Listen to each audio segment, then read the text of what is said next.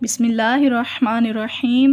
ہمارا آج کا لیسن تختی نمبر 11 ہے۔ اس تختی میں ہم جانیں گے نون ساکن کسے کہتے ہیں، نون تنوین کسے کہتے ہیں، نون ساکن کسے کہتے ہیں اور تنوین کسے کہتے ہیں، اور ان پر کب غنہ ہوتا ہے، کب اظہار ہوتا ہے، کب اخفا ہوتا ہے۔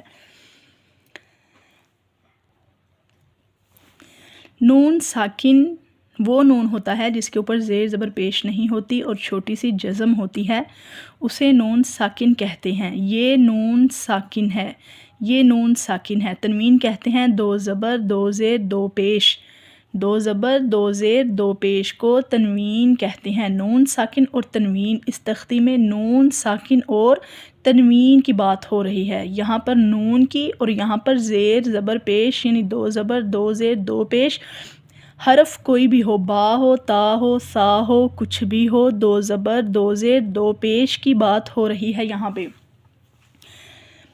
اب قاعدہ یہ ہے کہاں پر اخفا ہوگا کہاں پر نہیں ہوگا۔ اخفا کہتے ہیں ناک کے اندر آواز لے جانے کو، اخفا کسے کہتے ہیں۔ اس تختی میں کچھ باتیں ہیں جو اہم ہیں۔ نون ساکن کسے کہتے ہیں، تنوین کسے کہتے ہیں، حروف ہلکی کتنے ہیں، کہاں کہاں سے ادا ہوتے ہیں، اور کون سے ایسے حروف ہیں جن کے آ جانے سے اخفا نہیں ہوگا، اظہار ہوگا، اور اخفا کسے کہتے ہیں۔ ناک کے اندر آواز لے جانے کو اخفا کہتے ہیں۔ غنہ اور اخفا دیکھیں، جب ہم غنہ کرتے ہیں تب ہماری زبان اوپر کے تالو کے ساتھ لگتی ہے، جیسے اِنَّا، ٹھیک ہے، لیکن جب ہم اخفا کریں گے تو زبان اوپر تالو سے نہیں لگے گی، جیسے انتا انتا، ٹھیک ہے، اخفا ہے۔ اخفا کہاں پر ہوگا کہاں پر نہیں ہوگا، اس کی مثالیں بھی آگے پیش کی جائیں گی۔ ابھی فی الحال اس کا قاعدہ سمجھیں۔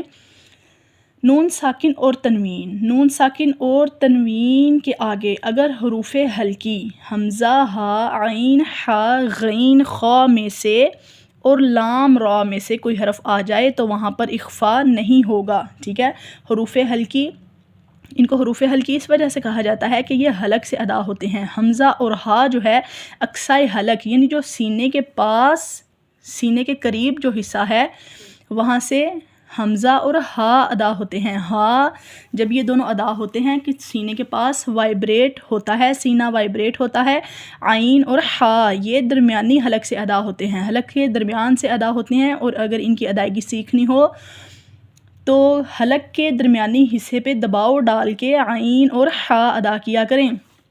غین اور خا، غین اور خا ادنائے حلق، حلق کا وہ حصہ جو منہ کی طرف ہوتا ہے وہاں سے غین اور خا ادا ہوتے ہیں۔ منہ کی طرف ہوتا ہے یعنی جو سامنے گوشت کا نرم ٹکڑا جو نظر آ رہا ہوتا ہے جسے سافٹ پیلٹ بھی کہا جاتا ہے، وہاں سے غین اور خا ادا ہوتے ہیں۔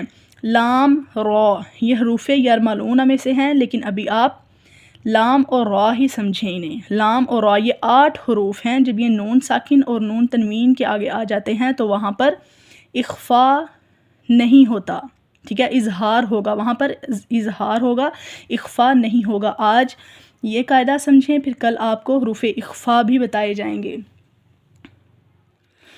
آپ کو سمجھانے کے لیے یہاں پر کچھ مثالیں بھی دی گئی ہیں، دیکھیں۔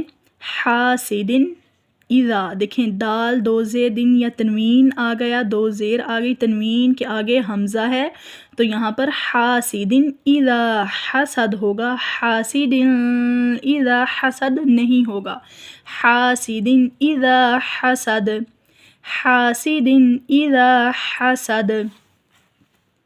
یہاں پر ناک کے اندر آواز کو نہیں لے جایا جائے گا۔ ایسے ہی دیکھیں سورہ اخلاص میں ہے کفواً احد ولم یکن لہ کفواً احد، یہاں پر کفواً احد نہیں ہوگا، ٹھیک ہے، یہاں پر اخفا نہیں ہوگا، اظہار ہوگا، کفواً احد، کفواً احد۔